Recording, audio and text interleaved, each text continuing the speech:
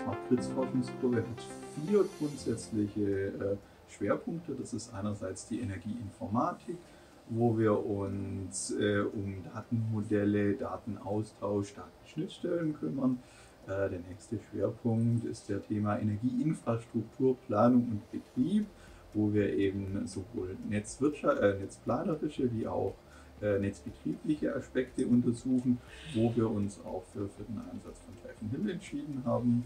Und wenn wir weitergehen, dann haben wir das Thema Energiemeteorologie, wo wir eben untersuchen, welchen Einfluss hat die Sonne auf Energiesysteme, im Endeffekt der Beschreibung von der Strahlung bis zur Leistung am Übergabepunkt von Photovoltaikanlagen.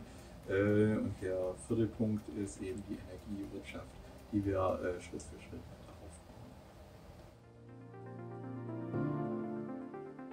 war vor etwa 2 Jahren, wo ich einerseits den ersten Kontakt hatte über ein Webinar, ich glaube im Rahmen des ERICRIT-Projekts vom IIT, und die hatten eben die Anwendungsfälle, die sie dort genutzt haben, vorgestellt, und es war dann im Hinterkopf, und einige Zeit später wurde ich dann eben von TyphonHill angesprochen. Wir hatten 2 Workshops miteinander, wir hatten ein Testgerät da und konnten uns eben die Technologie genauer anschauen und haben die für gut gefunden und haben jetzt nochmal ein intensives Training gehabt und freuen uns, wenn wir das Gerät benutzen können.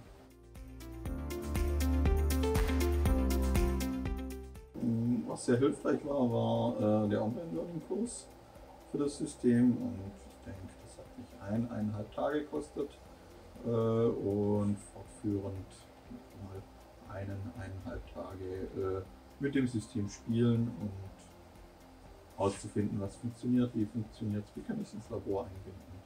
Das war eine sehr erfolgreiche Erfahrung.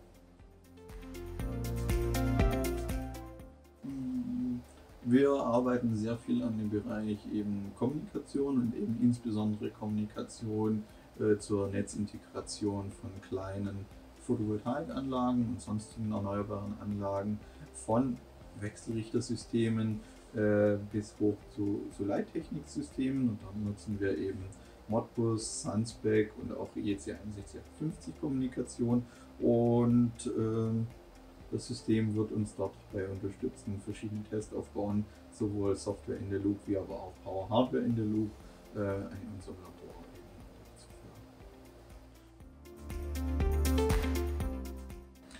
War eigentlich sehr interessant. Die Themen sind für mich persönlich sehr, sehr interessant.